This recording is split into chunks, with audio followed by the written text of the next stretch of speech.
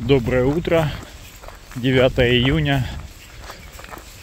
Я вышел на утреннюю прогулку, как и вчера, на 1 час. Или это, наверное, даже можно назвать легкой пробежкой. Потому что я вчера выходил уже из 9 минут, несколько километров.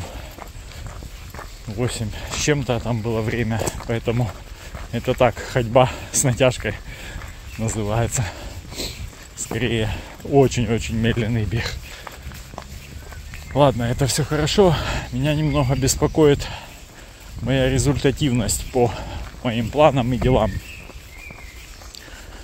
Я когда-то говорил, что заведу себе ритуал планирования по вечерам перед сном. Я его завел. Там сколько-то, пару недель, наверное, я уже это делаю. Но все равно больше это все-таки формально, наверное. То есть я зачастую переношу какие-то действия. То есть у меня наработалась такая схема. Утром после завтрака у меня там есть какое-то время для того, чтобы поделать одну и ту же однотипную работу, там YouTube, что-то еще. Я просто каждый день это переношу. То есть, соответственно, промежутки между обедом и ужином, одно и то же прогулки, там какое-то время работы в интернете. Вот это все не меняется пока что у меня особо. Поэтому я вечером сильно не заморачиваюсь. Делать это очень тяжело. Я имею в виду планировать вечером. То есть ты уже хочешь и спать, и телеграм полистать перед сном, потому как это привычка более укоренившаяся, нежели этот ритуал планирования. И ты такой чисто формально. Тыц-тыц-тыц. Понажимал, попереносил, кое-что добавил, если там меняется, если знаешь, что поедешь куда-то там, поеду я, вернее, в какой-нибудь там праксис или еще что-то. Ну, то есть это да, все есть. Но в целом вот так это выглядит.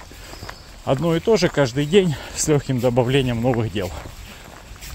И там тоже есть в этом списке, в этом моя поисковая деятельность по снаряжению, но у меня до нее руки не доходят, что-то там в течение дня меняется. Максимум там я полчасика выделю на это. И ничего дальше, чем просто там полистать какие-то объявления. Как вчера я рассказывал про эту ситуацию с ковриком. Дальше этого дела не идет. А так, чтобы серьезно сесть и, допустим, спальные мешки разобрать, да, все, что есть на Kleinanzeigen по пуховым, да, сравнить вторичку с новыми ценами и определиться с моделью, до этого руки просто не доходят. То есть я понимаю, что я что-то делаю совершенно неправильно. Время меня поджимает, а результатов ноль. То есть надо будет как-то менять, наверное, эту систему, делать не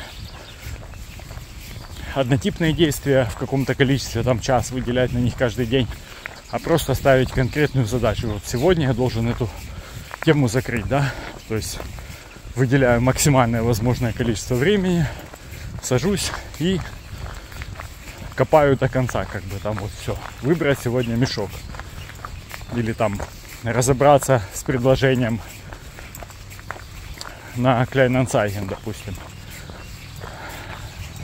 И как-то дальше двигаться вот в такой схеме. Ну, не знаю, как получится, но надо что-то менять, потому что то, что сейчас происходит, совсем неэффективно. Вот такие не очень хорошие мысли с утра. Не знаю, видно, нет? Поехала Нива в наших полях. Первый раз вижу Ниву в Германии. Я знаю, что их много довольно-таки в Австрии, там более в горных регионах. Любят австрийцы такие машины, там в Баварии тоже немцы любят. Они дешевые, но при этом 4х4, в общем, такая безотказная, они как рабочую лошадку держат их. Но у нас здесь вижу впервые. Идет 5-й километр после обеденной прогулки. Уже двигаюсь в сторону дома. Утром я сделал 6 км за час. И вот теперь вышел после обеда. Честно говоря, думал даже не выходить. День вообще такой дурацкий у меня получается. понедельник, но выходной же. Сегодня понедельник, Троицы, в Германии выходной. Вот, соответственно, я не на курсах и дома целый день. Такое странное ощущение, будто воскресенье сегодня. В общем, непонятно. И я в обед как наелся, как поросенок. Вырубился даже на 10 минут поспать. Потом все-таки собрал волю в кулак, скажем так, и думаю, не, надо идти гулять. Пойду. Вот, вышел и топаю.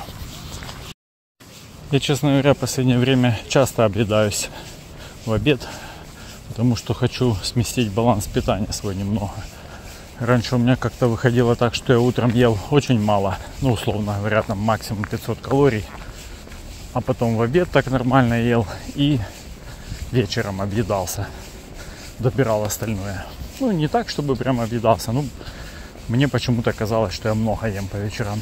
Поэтому я сейчас решил немного сдвинуть в сторону первой половины дня это все и обеда. То есть я добавил сейчас порцию утром, ну, увеличил ее на 50%. Соответственно, в обед стараюсь тоже поплотнее кушать, а вечером уже более умеренно. Ну, пока получается плохо. Бывает, что объедаюсь все 3 раза в день, но работаю над этим. Сейчас немного у меня сдвинется время обеда, в принципе, на полчасика где-то из-за курсов. Если не больше даже, чем на полчаса. Ну, раньше я начинал есть где-то 12:30, то сейчас я буду начинать в начале 2. Приблизительно так. Ну да, минут 40, наверное. Вот, поэтому еще пока сложно мне устаканить это дело все. Тем более курсы будут только месяц. Сильно не привыкнешь. Это то, что касается еды.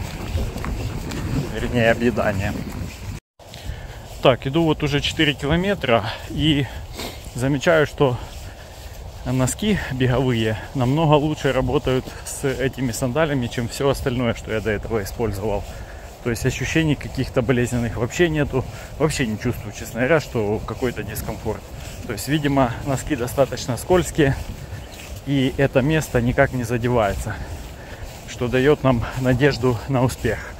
Если попробовать какие-то специализированные трекинговые, допустим, носочки, то должно быть вообще все окей. Может быть, и не будут они натирать. Я почему вообще решил попробовать такой вариант? Потому что на днях посмотрел лекцию на спортмарафоне про мозоли. Выложу сегодня под этим роликом, чтобы не потерять. Там дядя, какой-то дагестанец, читает, значит, 1,5 часа про эти мозоли, как они получаются, как их в режиме похода, значит, сберечь. Ну, не мозоли, а ноги, в смысле, как сберечь, если у тебя появились мозоли. Ну, в общем, много технической такой информации. Но главный смысл, там должно быть скользко. То есть ноги должны в обуви правильно скользить. Тогда все будет окей. Ну и вот, получается, что это правда. Пока что по моим опытам, по одному этому опыту. А там посмотрим.